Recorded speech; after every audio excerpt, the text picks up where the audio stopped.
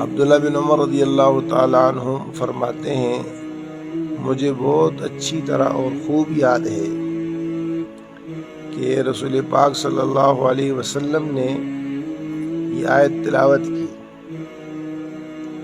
اور تلاوت کرنے کے بعد فرمایا کہ کلمہ طیبہ کو شجرہ طیبہ کے ساتھ تشبیہ دی گئی ہے، تو بتاؤ وہ شجرہ طیبہ کیا ہے؟ تو فرماتے ہیں کہ اللہ کی قسم مجھے بخوبی علم تھا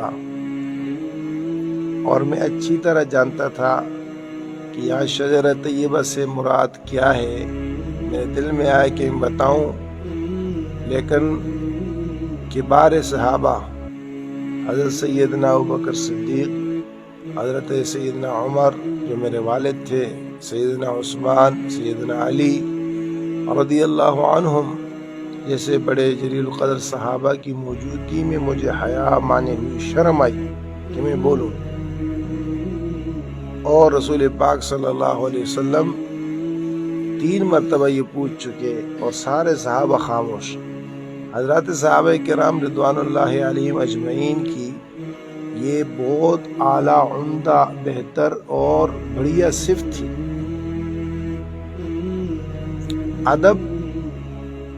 ادب کیا ہے؟ عموماً کہتے ہیں کہ صحابہ میں یہ ایسے تھے، نعوذ باللہ، جو تھا رسول پاک صلی اللہ علیہ وسلم کی نگاہ نے یکسر بدل دیا تھا۔ اور ادب اگر دنیا میں کہیں ادب اگر دیکھا، سنا، پرکھا، جانچا، سیکھا جا سکتا ہے، وہ رسول پاک صلی اللہ علیہ وسلم کی مجلس کے صحابہ کرام رضوان اللہ علیہم اجمعین۔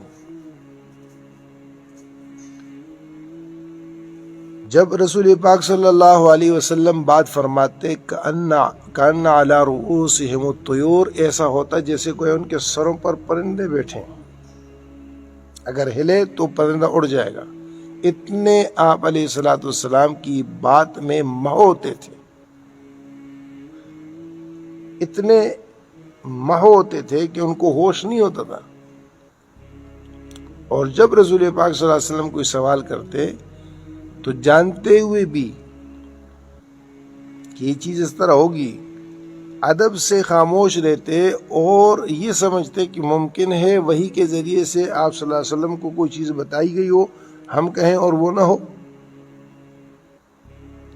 اس لیے اگر آپ اور ہم دیکھیں، حجۃ الوداع میں رسول پاک صلی اللہ علیہ وسلم جب خطبہ دے رہے تو مجمع سے اور سب سے پوچھتے ہیں ایو بلدکم ھذا، تمہارا یہ کون سا شہر ہے، کہاں کھڑے ہو؟ تو سارے کے سارے صحابہ رضی اللہ عنہم اجمعین کا جواب کیا ہے؟ اللہ ورسولہ اعلم۔ ایو شہر ھذا، یہ کون سا مہینہ ہے؟ اللہ ورسولہ اعلم۔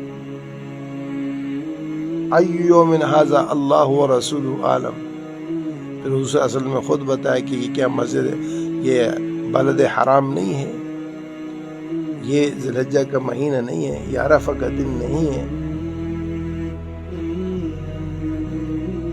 تو یہ نہیں کہ ان کو کس چیز کا علم نہیں ہوتا تھا یا بالکل ہوتا ہے، بلکہ ادب اور احترام اور اس بات میں کہ وحی کے ذریعے سے کوئی چیز بتا دی گئی ہو۔